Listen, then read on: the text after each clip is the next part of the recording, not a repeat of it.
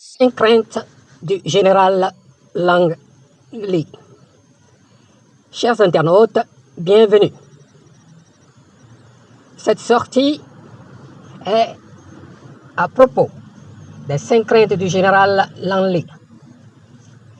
Son approche à son audition au Sénat américain en début d'avril 2025 cadre parfaitement avec la stratégie de prédateurs occidentaux au sens large.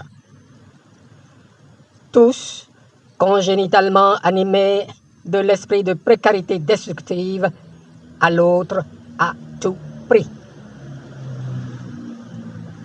En parfait produit de l'oncle Sam et de la doctrine de Monroe, c'est-à-dire avec moi ou sans moi, quelles étaient ces 5 craintes et comment a-t-il procédé pour justifier la pertinence de l'Africom, l'organisation qu'il commande sur le continent du Noir, à savoir notre Afrique renaissante? Ce sont les suivantes. Il craignait la remise en cause des objectifs stratégiques des États-Unis d'Amérique. Il craignait la perte de la pertinence de l'Africom. Il craignait la réaction des alliés de l'OTAN et d'autres du monde entier. Il craignait ou avait la peur de rendre plus puissant le mouvement du panafricanisme. Enfin, il craignait les risques institutionnels et personnels encourus, vu l'essor fulgurant pris par le souverainisme triomphant et irrésistible, enclenché par les Africains, notamment sa jeunesse, ses populations travailleuses, et qui contredit au jour le jour le narratif perfide des États-Unis d'Amérique et de la pertinence de l'Africom. Par exemple, le déguerpissement de ces soldats du Niger et du Sahel en général, perdant ainsi les yeux et les oreilles du Rhino Trench que forment leurs bases militaires installées du sud au nord en passant par le cœur de notre continent, qui se réveille. Chers internautes, pourquoi mentir sur le compte du capitaine Ibrahim Traoré? Naturellement, pour défendre les intérêts stratégiques et essayer de freiner la perte d'influence des États-Unis d'Amérique.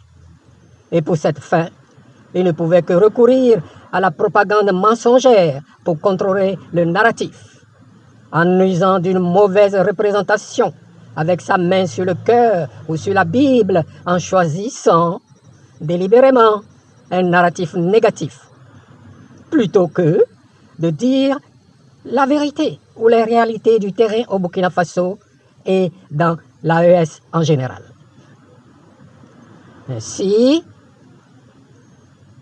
il discrédite sans vergogne le capitaine Ibrahim Traoré, dont la popularité ne cesse exponentiellement d'augmenter, non seulement en Afrique, mais aussi dans le monde, pour ses bonnes œuvres de refondation de son pays, aux côtés du Mali et du Niger.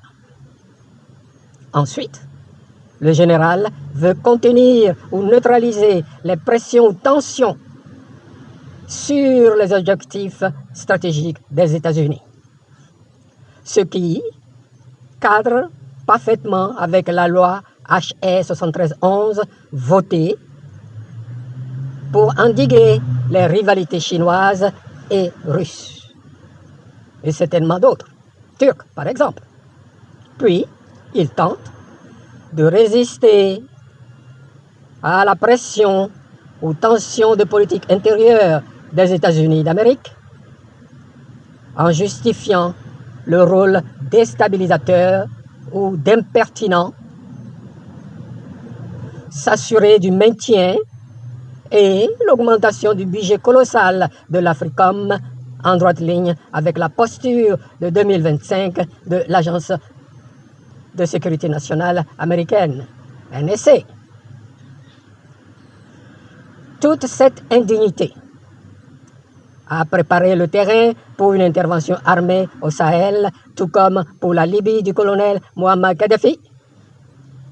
Vous vous rappelez, sous Obama et Sarkozy, ou de l'Irak de Saddam Hussein, sous George Bush. Ceci nous rappelle le tube de talc du général Colin Powell aux Nations Unies. Cette fois-ci, l'Afrique éveillée et la diaspora noire vous mettent en garde contre cette aventure prédatrice ou destructive. Chers internautes, voilà en quelques mots exposés les 5 craintes du général Langley